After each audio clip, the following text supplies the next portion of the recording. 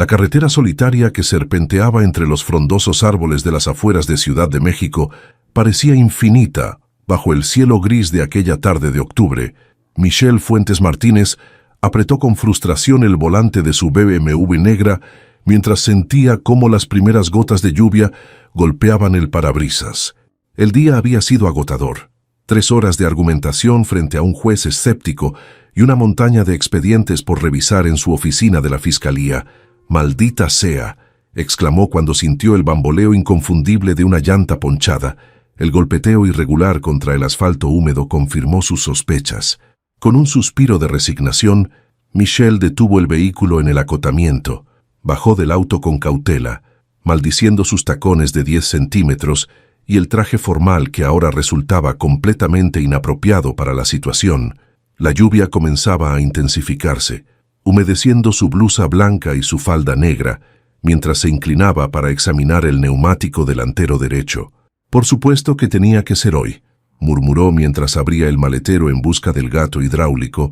Su cabello negro, normalmente impecable, comenzaba a pegarse a su rostro por la humedad.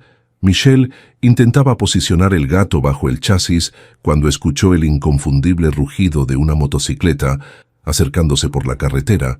Levantó la vista y entrecerró los ojos para distinguir la figura que se aproximaba a través de la cortina de lluvia. La motocicleta, una vieja Kawasaki con signos evidentes de reparaciones caseras, se detuvo a unos metros. El conductor, un hombre con overol azul manchado de grasa y una gorra desgastada, apagó el motor y se acercó con paso decidido. «¿Necesita ayuda, señorita?», preguntó con un tono amable y una sonrisa cálida que contrastaba con su aspecto rudo. Michelle dudó. Como fiscal del distrito encargada de casos de corrupción, había aprendido a desconfiar de los extraños, especialmente en carreteras solitarias, pero algo en la mirada franca de aquel hombre la tranquilizó. «Tengo una llanta ponchada», respondió finalmente, incorporándose y señalando el neumático. «Estaba intentando cambiarla, pero...» «Permítame», dijo él, quitándose la gorra y revelando un rostro bronceado y ojos oscuros que reflejaban honestidad.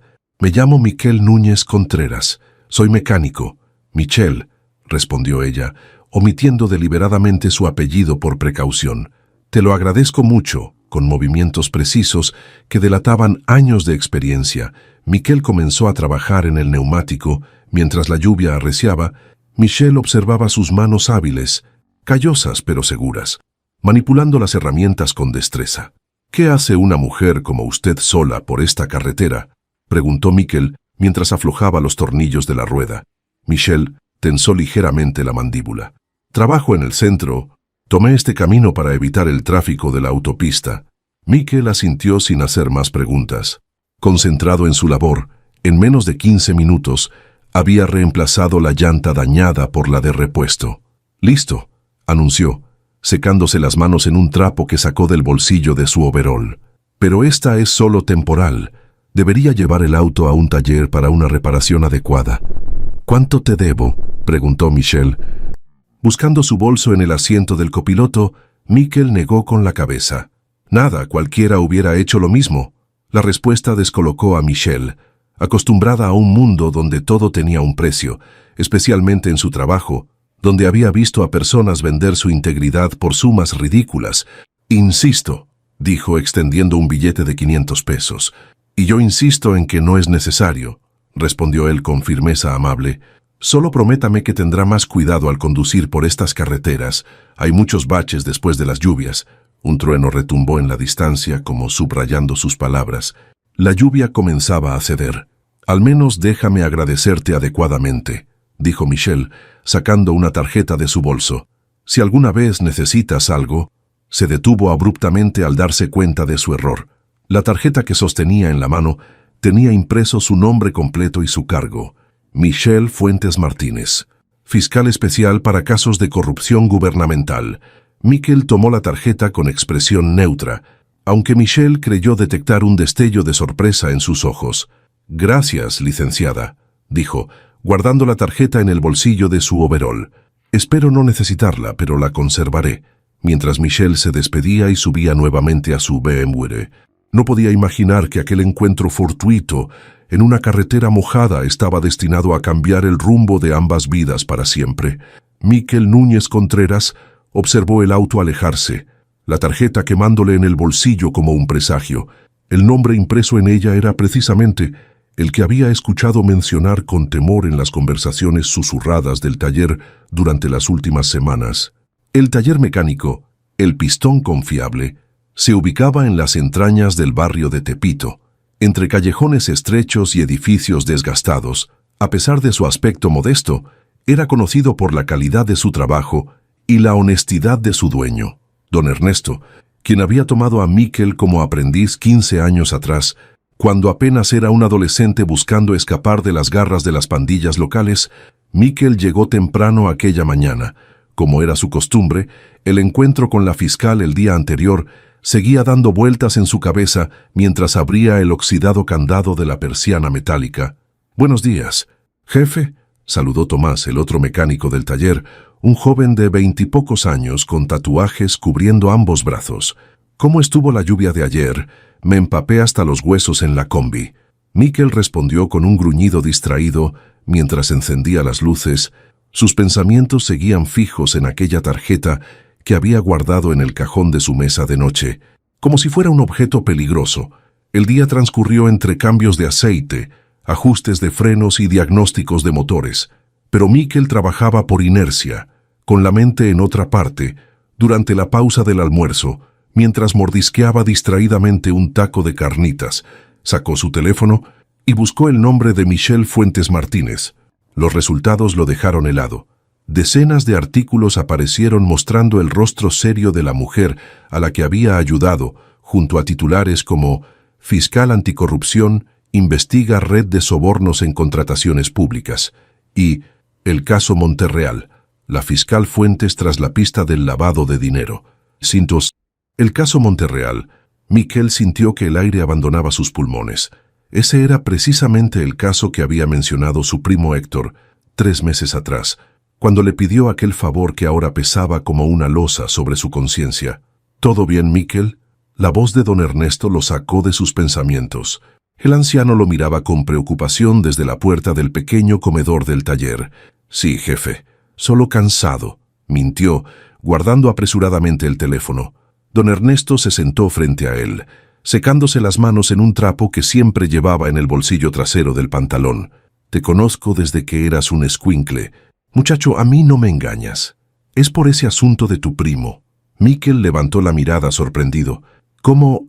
Los viejos vemos más de lo que creen ustedes los jóvenes», respondió don Ernesto con una sonrisa cansada. «Héctor vino a buscarte hace unos meses. Saliste con él y volviste con una cara que parecía que habías visto al diablo. Desde entonces cargas algo, y no me refiero solo a preocupaciones». Miquel guardó silencio. La caja que su primo le había pedido guardar permanecía oculta bajo una tabla suelta en el piso de su habitación. Nunca había mirado su contenido, pero ahora sospechaba que tenía relación con el caso que investigaba Michelle. «Don Ernesto, ¿qué haría usted si supiera algo?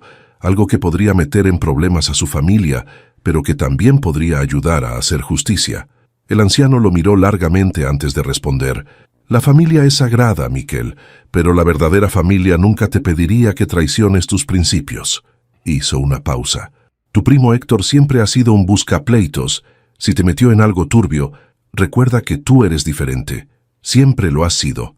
Las palabras de don Ernesto resonaron en la mente de Miquel durante el resto de la jornada. Para cuando cerró el taller esa noche, una decisión comenzaba a formarse en su interior. Mientras tanto, a kilómetros de distancia, en un elegante edificio gubernamental del centro histórico, Michelle Fuentes revisaba expedientes en su oficina. A sus 34 años, se había labrado una reputación de incorruptible y meticulosa, cualidades que la habían llevado a encabezar la investigación más importante de su carrera: el desmantelamiento de una red de lavado de dinero vinculada a contratos públicos de infraestructura. «Licenciada, aquí está la lista de testigos que solicitó», dijo su asistente, Claudia, depositando una carpeta sobre el escritorio. Michelle asintió sin levantar la vista de los documentos que revisaba. «¿Pudiste localizar al testigo del taller mecánico, el que supuestamente vio a Monterreal entregando los sobres?» Claudia hizo una mueca. Seguimos buscándolo, según nuestros informantes. Trabaja en un taller de Tepito. Pero es complicado, esa zona es difícil para nuestros investigadores. Necesitamos a ese testigo, insistió Michelle, golpeando el escritorio con el puño. Sin él todo el caso podría desmoronarse. Monterreal es demasiado cuidadoso. Apenas tenemos pruebas circunstanciales. Su mente divagó momentáneamente hacia el incidente del día anterior, hacia aquel mecánico de manos hábiles y mirada honesta. Una corazonada la hizo preguntar: ¿cómo se llama el testigo que buscamos? Claudia consultó sus notas. Núñez Contreras, Miquel Núñez Contreras. El bolígrafo que Michelle sostenía cayó sobre los documentos, dejando una pequeña mancha de tinta azul. «Repítelo», pidió con voz tensa. «Miquel Núñez Contreras», repitió Claudia, extrañada. «¿Lo conoce?» Michelle se levantó abruptamente, caminando hacia la ventana para ocultar su turbación. Las piezas encajaban con una ironía casi cruel. El hombre que había acudido a ayudarla en la carretera era precisamente el testigo clave que podía definir el caso más importante de su carrera. «Quizás», respondió finalmente, «quiero que me consigas todo sobre él. Dónde vive, su historial, su familia, todo». Cuando Claudia salió de la oficina, Michelle se permitió un momento de debilidad, apoyando la frente contra el cristal frío de la ventana. La vida tenía un sentido del humor retorcido. De todos los mecánicos de Ciudad de México, había tenido que ser precisamente él quien se detuviera a ayudarla. Aquella noche, en extremos opuestos de la ciudad, tanto Miquel como Michelle permanecieron despiertos hasta tarde, conscientes de que sus caminos se habían cruzado por alguna razón que iba más allá de una simple coincidencia. Lo que ninguno podía imaginar era cuán profundamente ese encuentro cambiaría sus vidas. 3 días después del encuentro en la carretera, Miquel regresó a su pequeño apartamento en la colonia Morelos, más tarde de lo habitual. Había pasado horas extra en el taller, intentando distraerse con el trabajo, para no pensar en la fiscal y en la caja oculta bajo el piso de su habitación.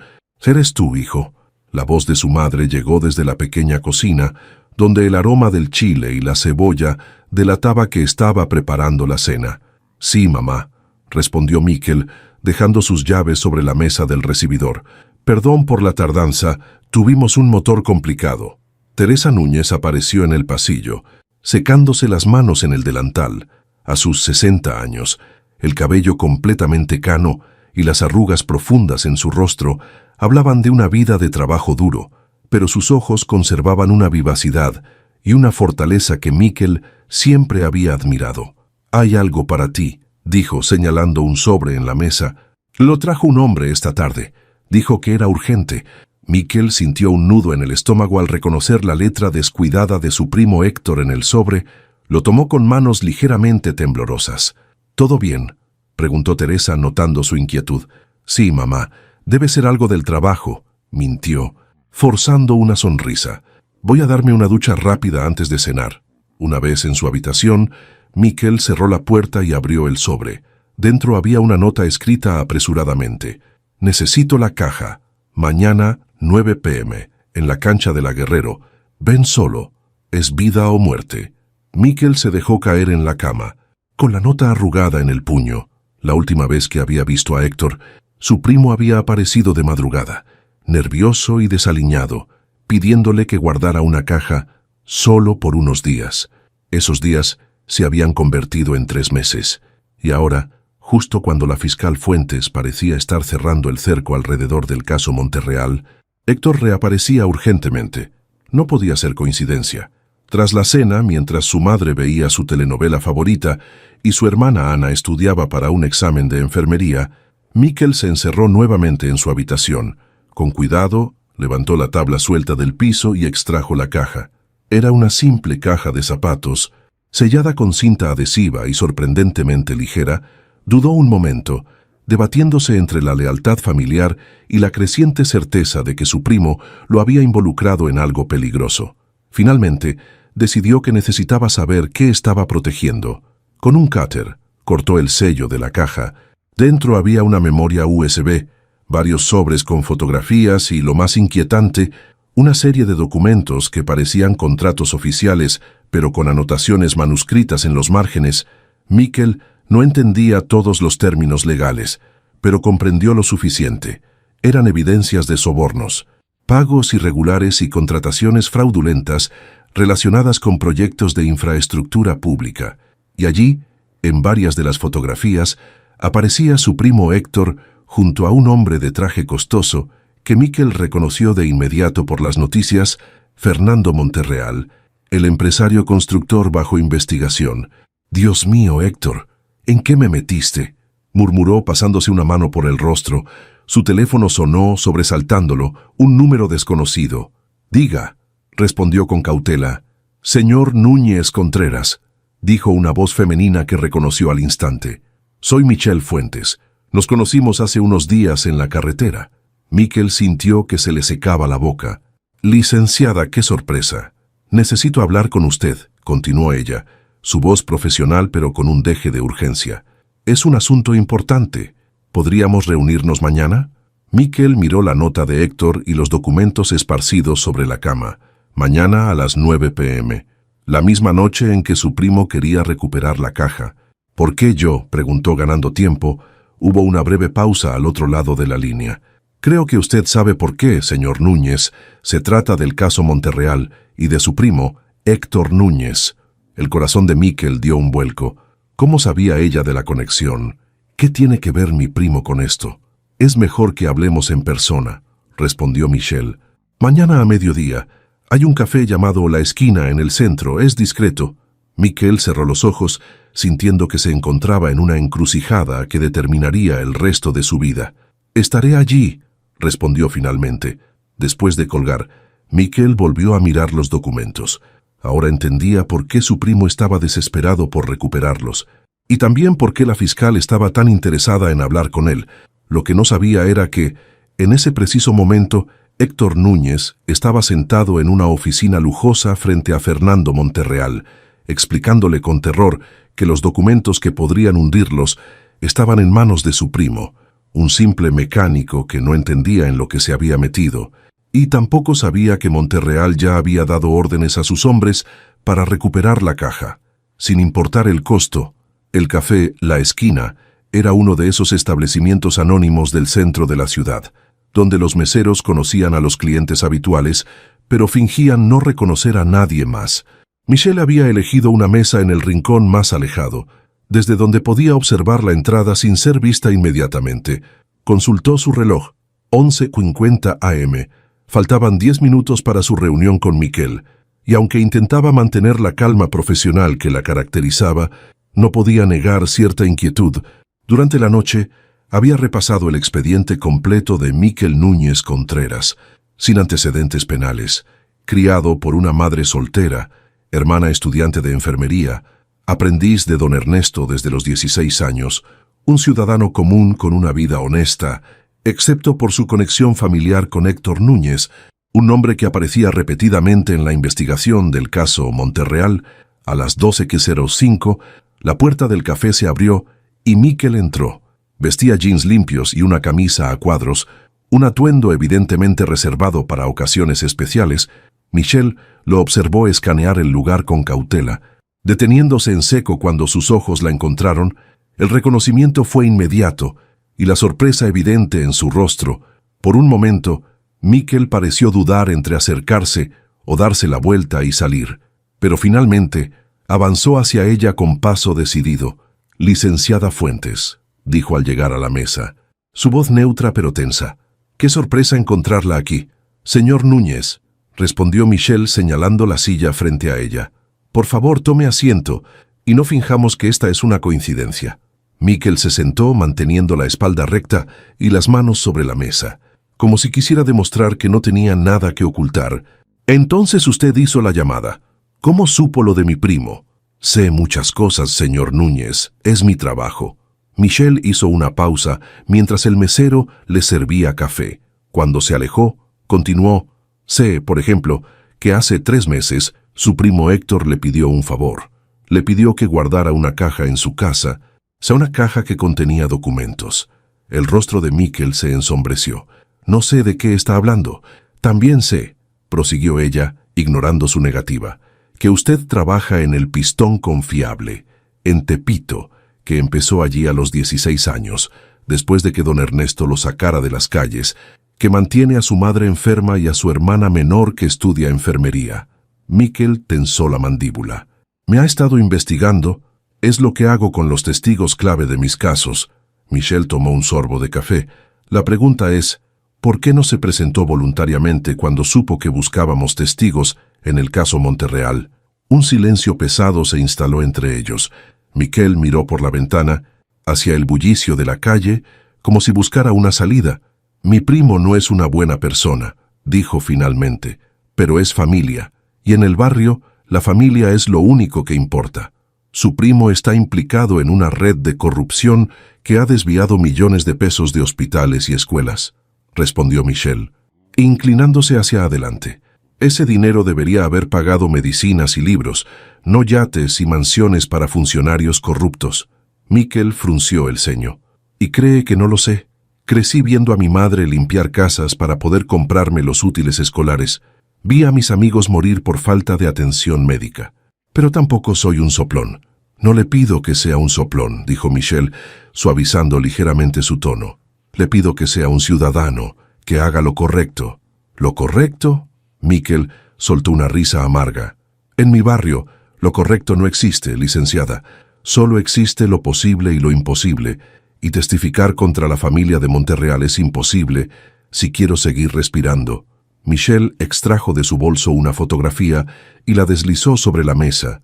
Era la imagen de una niña pequeña, conectada a máquinas en una cama de hospital. Elena Ramírez, 7 años, necesitaba un tratamiento de quimioterapia que el hospital público no pudo proporcionarle porque los fondos destinados a oncología pediátrica fueron desviados. Deslizó otra fotografía. Roberto Méndez, maestro de primaria que se suicidó cuando descubrió que el dinero para reconstruir su escuela después del terremoto había desaparecido. Miquel apartó la mirada de las fotografías, pero Michel continuó. Esto es lo que está en juego, señor Núñez.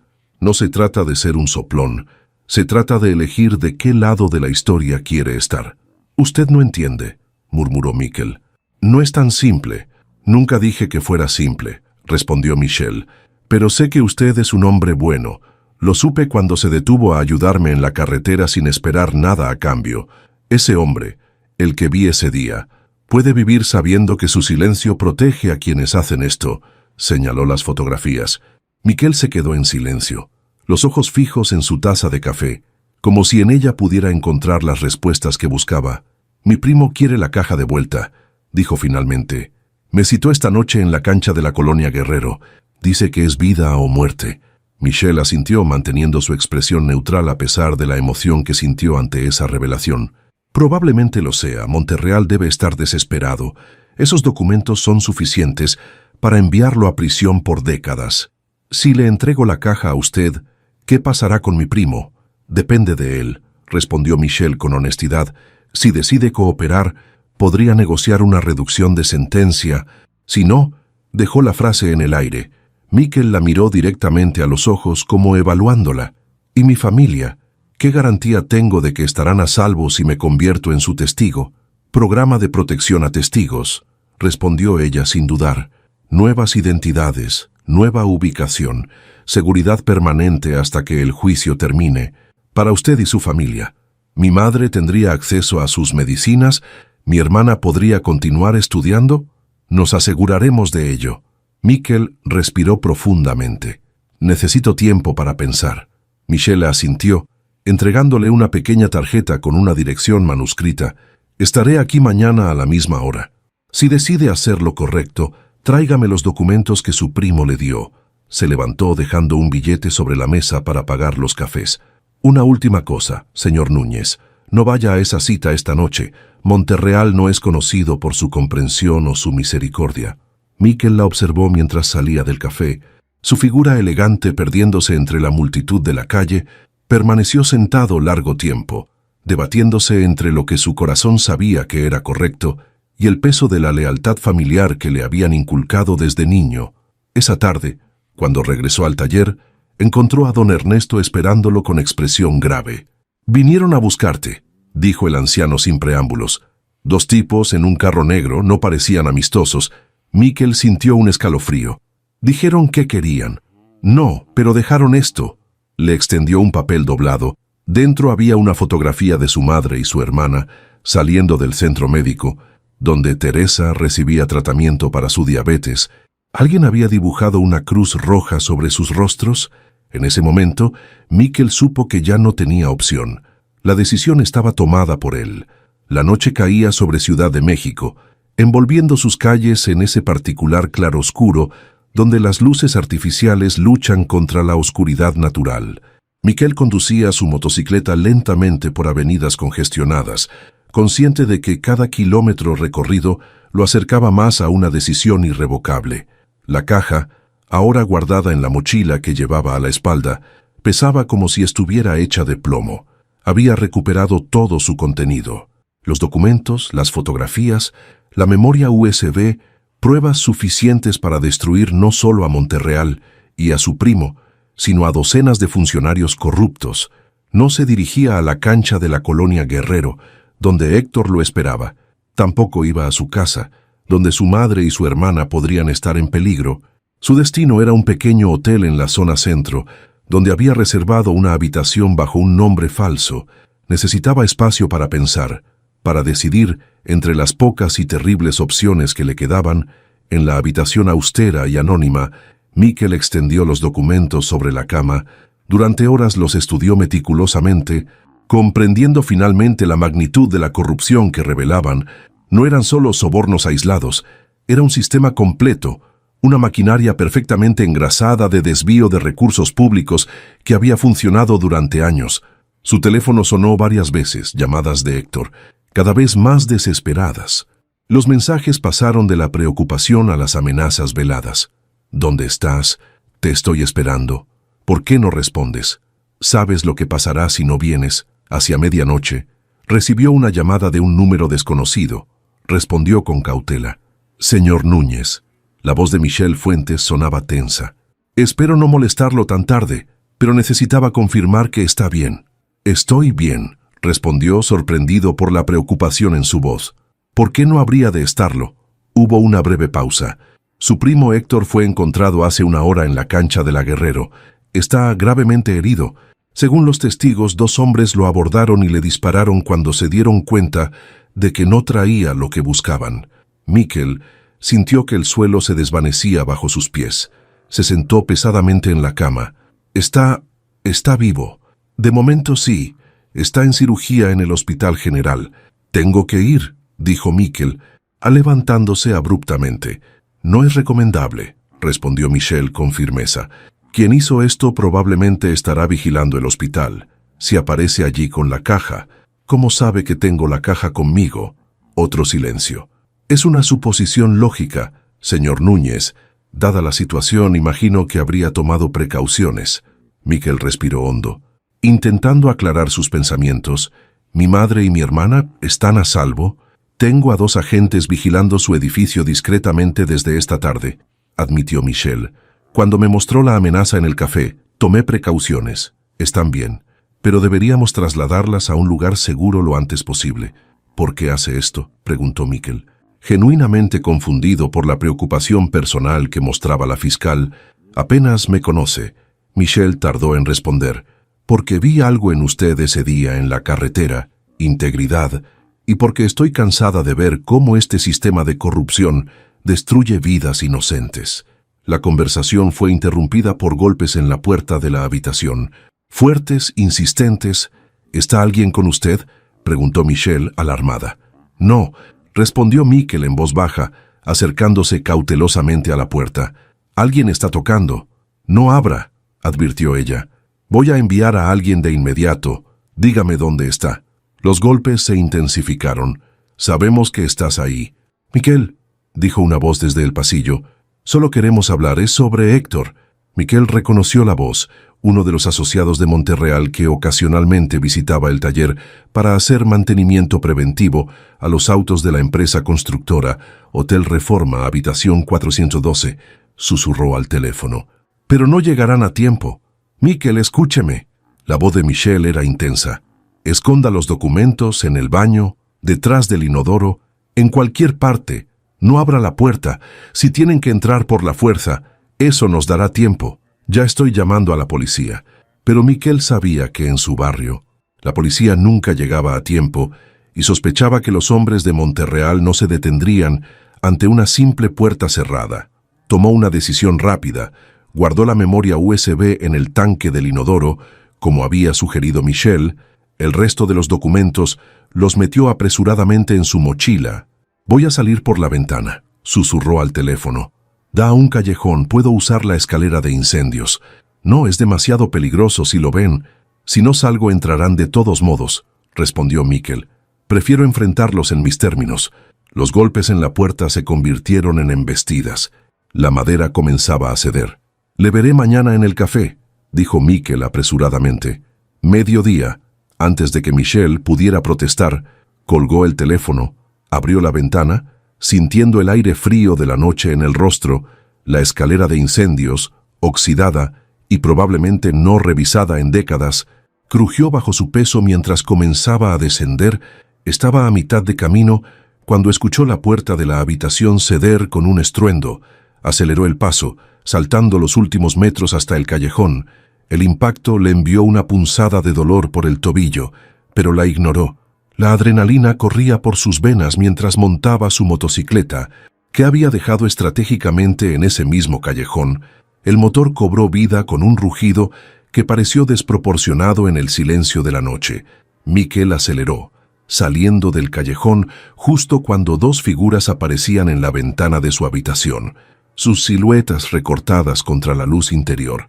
Serpenteó por calles secundarias, evitando las avenidas principales donde podrían interceptarlo fácilmente. Su mente trabajaba a toda velocidad, evaluando opciones. No podía ir a casa, no podía ir al taller. Necesitaba un refugio hasta su reunión con Michel al día siguiente. Recordó a un viejo amigo de la infancia, Raúl, que vivía en las afueras de la ciudad, alguien que no tenía conexión con Héctor ni con su vida actual, alguien que quizás lo ayudaría sin hacer demasiadas preguntas. Mientras se dirigía hacia allí, las palabras de Michel seguían resonando en su mente.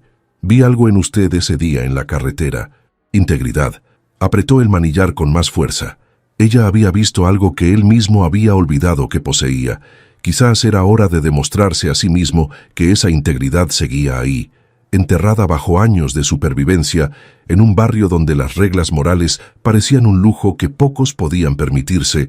El reloj marcaba las 11:40 cuando Michel llegó al café La Esquina. Había elegido deliberadamente llegar antes para verificar que no hubiera vigilancia sospechosa en los alrededores. Después de 3 vueltas discretas por la zona, se convenció de que era seguro entrar. Se sentó en la misma mesa del día anterior, esta vez con una vista clara tanto de la entrada principal como de la puerta trasera. La noche anterior había sido una de las más largas de su vida, entre organizar la vigilancia para la familia de Miquel, coordinar con los pocos agentes en quienes confiaba plenamente y esperar noticias sobre Héctor Núñez, quien finalmente había sobrevivido a la cirugía pero permanecía en estado crítico. A las 11:55, su teléfono sonó. Era Claudia, su asistente. «Licenciada, tenemos un problema», dijo sin preámbulos.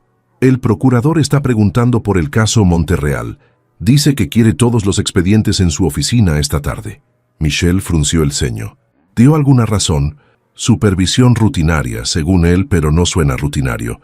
«Gana tiempo», respondió Michel, mirando ansiosamente hacia la puerta del café. «Dile que estoy en una diligencia y que le enviaré todo mañana». «Lo intentaré, pero está insistente y hay algo más. Recibió una visita esta mañana. Fernando Monterreal en persona». Michel apretó el teléfono con tanta fuerza que sus nudillos se pusieron blancos. «Eso confirma mis sospechas. Monterreal debe haber averiguado que estamos cerca de conseguir evidencias contundentes. Está moviendo sus influencias para cerrar el caso. ¿Qué hacemos? Por ahora, nada, sigue el protocolo que discutimos y Claudia, ten cuidado».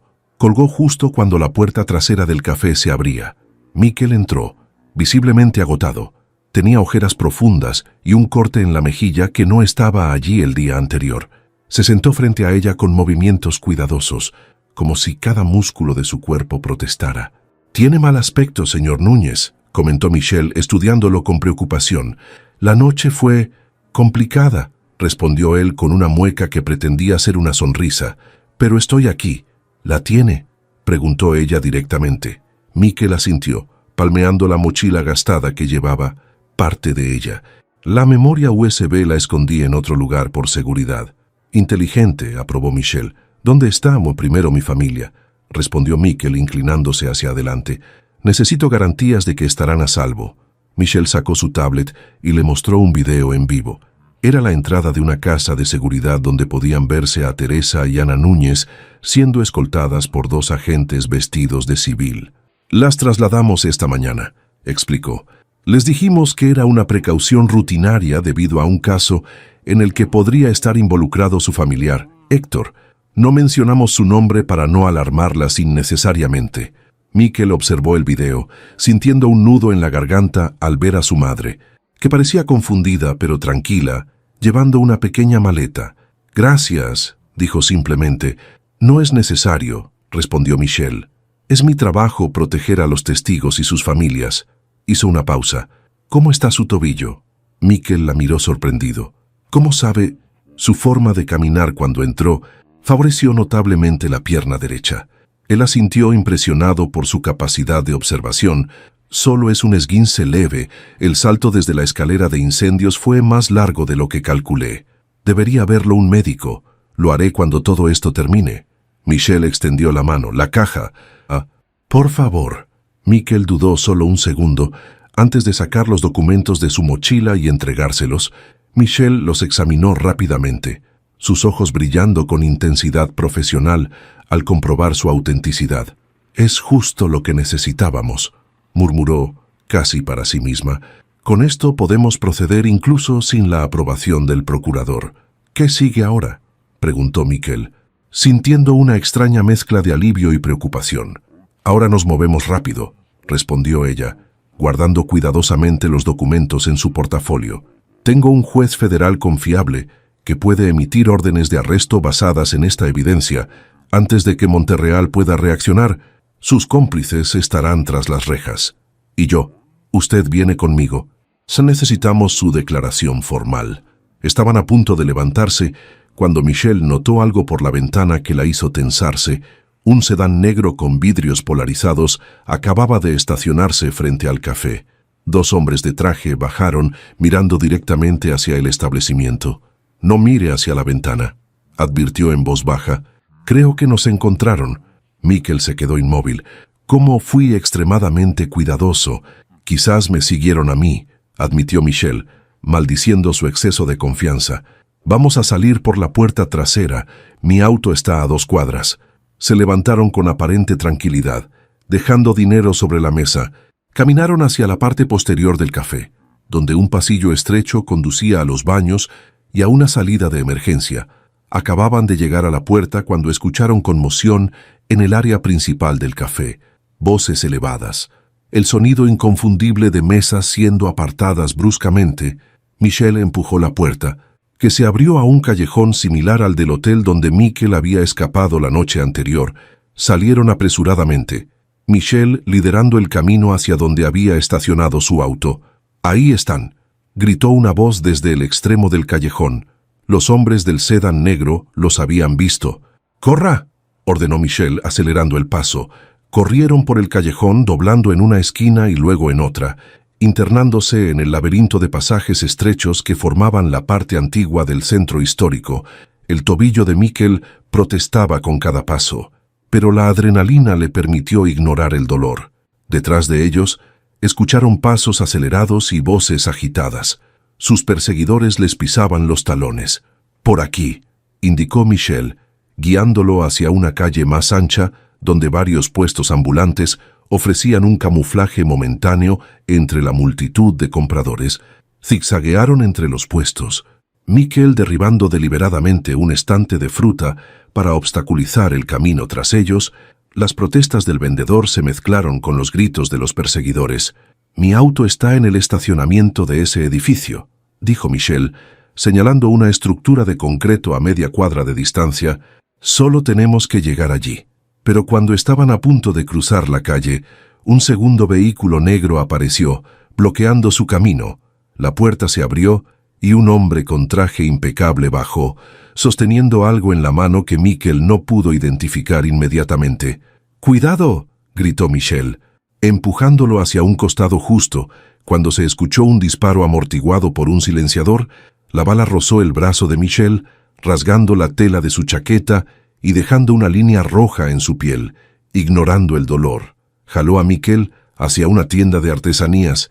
«¡Policía!», gritó, mostrando su identificación a los aterrados empleados. «Necesitamos salir por la parte trasera». La autoridad en su voz fue suficiente para que los empleados los guiaran rápidamente a través de la tienda, hacia una puerta que daba a otro callejón. Una vez fuera, Michel sacó su teléfono y marcó un número de emergencia. «Aquí Fuentes», dijo rápidamente.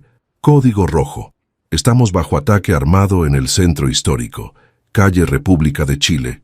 Solicito respaldo inmediato». Guardó el teléfono y extrajo una pequeña pistola de su tobillo, algo que Miquel no había notado que llevaba. «¿Está herida?», preguntó, notando la línea de sangre en su brazo. «Solo un rasguño», respondió ella, verificando el cargador de la pistola.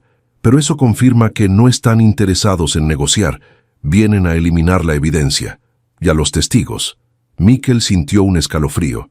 La realidad de la situación lo golpeó con toda su fuerza. Estaban dispuestos a matar por los documentos que ahora llevaba Michel. «¿Cuál es el plan?». Michel miró a su alrededor evaluando opciones. «El edificio de la fiscalía está a 15 cuadras, demasiado lejos para ir a pie con ellos persiguiéndonos. Necesitamos llegar a mi auto o conseguir otro medio de transporte». El sonido de sirenas comenzó a escucharse en la distancia. El respaldo que había solicitado estaba en camino. «Sígame», dijo tomándolo del brazo. «Conozco estos callejones mejor que ellos». Se adentraron nuevamente en el laberinto urbano, moviéndose en zigzag, utilizando cada recodo y pasaje para despistar a sus perseguidores. El conocimiento de Michel sobre la zona resultó invaluable. Parecía saber exactamente qué calles tomar y cuáles evitar. Después de lo que pareció una eternidad, llegaron a una plaza pequeña donde varios taxis esperaban pasajeros. «Tome uno», indicó Michel, entregándole el portafolio con los documentos. «Vaya directamente al edificio federal en Reforma. Pregunte por el juez Octavio Mendoza. Solo a él, ¿me entiende? Entréguele personalmente estos documentos y dígale que son del caso Monterreal». «¿Y usted?», preguntó Miquel confundido. «Yo los distraeré», respondió simplemente. «Crearemos dos objetivos. Ellos no saben quién tiene los documentos ahora. Me seguirán a mí, la fiscal, no a un mecánico desconocido». «No puedo dejarla sola», protestó Miquel. «Es demasiado peligroso». Michel le dedicó una sonrisa sorprendentemente cálida en medio de esa situación desesperada. «Señor Núñez, soy una fiscal federal con entrenamiento táctico, no una damisela indefensa. Puedo cuidarme sola». Hizo una pausa. «Además, lo que importa es la evidencia. Con esos documentos podemos finalmente hacer justicia». Antes de que Miquel pudiera seguir protestando, Michel levantó la mano y detuvo un taxi. Abrió la puerta para él. «Edificio federal en Reforma», dijo al taxista. «Es una emergencia». Miquel dudó un segundo más, su mirada fija en los ojos determinados de Michel. «Tenga cuidado», dijo finalmente, subiendo al vehículo. «Nos veremos allí», respondió ella, cerrando la puerta. Mientras el taxi se alejaba, Miquel miró por la ventana trasera. Lo último que vio de Michel fue su figura erguida en medio de la plaza, su pistola discreta pero lista, mirando vigilante hacia las calles por donde habían venido. Y aunque todo en esta situación era terriblemente peligroso, Miquel sintió una extraña confianza. Esa mujer que apenas conocía hace unos días había arriesgado su carrera y ahora su vida por hacer lo correcto. Quizás, pensó, aún quedaba esperanza para un sistema que siempre había considerado irremediablemente corrupto. Con el portafolio firmemente sujeto contra su pecho, se dirigió hacia lo que esperaba fuera el comienzo del fin de esta pesadilla. 6 meses después, Miquel contemplaba la ciudad desde el balcón de un pequeño apartamento en Madrid. El invierno español era diferente al mexicano, más frío y húmedo, pero había algo reconfortante en el cambio de escenario. Observaba las luces que comenzaban a encenderse mientras el atardecer teñía el cielo de tonos naranjas y púrpuras. El sonido de la puerta abriéndose lo sacó de sus pensamientos. Michel entró, dejando su maletín sobre la mesa del recibidor. Se veía cansada pero satisfecha, como alguien que ha tenido un buen día de trabajo. ¿Cómo fue la reunión?, preguntó Miquel, sirviéndole una copa del vino tinto que había aprendido a apreciar desde que llegaron a España. Productiva, respondió ella, aceptando la copa con una sonrisa. La Interpol está coordinando esfuerzos con la Fiscalía Mexicana. Han congelado 3 cuentas más de Monterreal en Suiza y Panamá. El cerco se cierra. Se unió a él en el balcón, disfrutando del panorama urbano de Madrid, tan diferente de Ciudad de México, pero igualmente vibrante a su manera. Los 6 meses transcurridos desde aquel día frenético, en el centro histórico, habían sido una montaña rusa de acontecimientos. Miquel había logrado entregar los documentos al juez Mendoza, quien de inmediato emitió órdenes de aprehensión contra Fernando Monterreal y sus principales cómplices. Michel, después de una breve escaramuza con los perseguidores, había llegado al edificio federal con refuerzos policiales. La noticia estalló como una bomba en los medios nacionales e internacionales.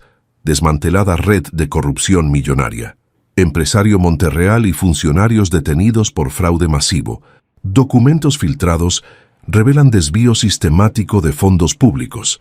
Pero la victoria tuvo un precio. Las amenazas contra Michel y Miquel se intensificaron a niveles que hicieron necesaria su salida de México, a través de un programa de protección internacional para testigos y funcionarios en riesgo. Ambos fueron reubicados en España, donde Michel ahora colaboraba con organismos anticorrupción internacionales, y Miquel había comenzado estudios de ingeniería mecánica, cumpliendo un sueño largamente postergado.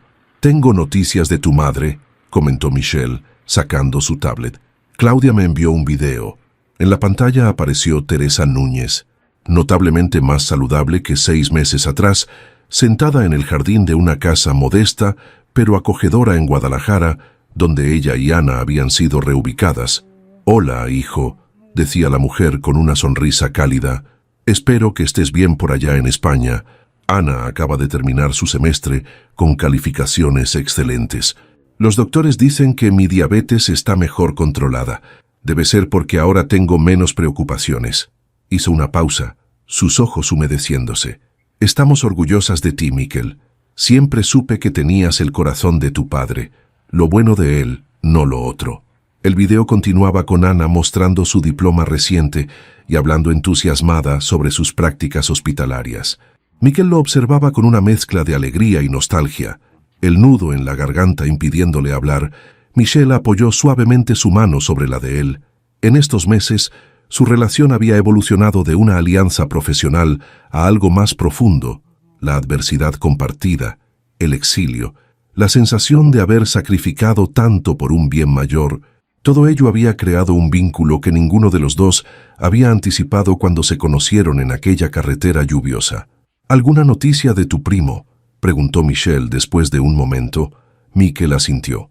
«Héctor aceptó el trato de la fiscalía. Testificará contra Monterreal a cambio de una reducción de condena, 7 años en lugar de 20. Es lo mejor que podía esperar dadas las circunstancias». «Lo sé», respondió Miquel, «y en el fondo, creo que él también lo sabe. Me envió una carta. Dijo que por primera vez en años puede dormir sin miedo». El teléfono de Michel sonó. Era Claudia nuevamente, esta vez con noticias urgentes. «Lo tenemos», exclamó sin preámbulos. «La Interpol acaba de detener a Monterreal en Belice. Intentaba huir hacia un país sin extradición, pero lo interceptaron en el aeropuerto». Michel sonrió ampliamente, sintiendo que un círculo finalmente se cerraba. «¿Y los demás?». «Casi todos bajo custodia. El juicio comenzará el mes próximo. El juez Mendoza presidirá». Después de colgar, Michel compartió las noticias con Miquel, quien las recibió con una expresión de sereno alivio. «¿Satisfecha?», preguntó él, observándola. Michel reflexionó un momento. «No es exactamente satisfacción, es más como justicia, la sensación de que, por una vez, el sistema funcionó como debería». «Gracias a ti», señaló Miquel. «Sin tu determinación, Monterreal seguiría libre, y quién sabe cuántas vidas más habría arruinado». «Fue un esfuerzo compartido», corrigió ella. «Sin tu valentía, sin tu decisión de hacer lo correcto a pesar del riesgo personal, nunca habríamos conseguido las pruebas necesarias». Se quedaron en silencio, contemplando el cielo nocturno de Madrid que ahora se desplegaba sobre ellos, salpicado de estrellas tímidas que competían con las luces urbanas. A veces pienso, dijo Miquel después de un momento, en cómo habría sido mi vida si no hubiera decidido detenerme a ayudarte aquel día en la carretera, si hubiera pasado de largo, como tantos otros probablemente lo hicieron. Michel sonrió. Yo también he pensado en ello. ¿Sabes? Durante años intenté localizar a un testigo clave del caso Monterreal, un mecánico que supuestamente había visto algo comprometedor. Buscamos en todos los talleres de Tepito, y resulta que el destino te puso en mi camino en una carretera mojada, cambiando una llanta. Quizás no fue casualidad, sugirió Miquel. Quizás era inevitable que nuestros caminos se cruzaran de una forma u otra. ¿Crees en el destino?, preguntó ella, genuinamente curiosa. No lo sé, respondió él honestamente, pero creo que las decisiones importantes que tomamos nos definen, y cuando decidí detenerme a ayudarte, cuando decidiste confiar en mí, a pesar de mis conexiones con tu caso, cuando ambos decidimos hacer lo correcto a pesar del peligro, esas decisiones crearon algo nuevo, algo que no existía antes. Michel asintió. Comprendiendo perfectamente, crearon este presente, este momento. Se miraron en silencio, las palabras sobrando entre ellos. Habían recorrido un camino extraordinario desde aquel encuentro casual, de desconocidos a aliados, de aliados a compañeros de exilio, y finalmente a algo que ninguno de los dos se atrevía aún a nombrar completamente, pero que crecía con cada día compartido.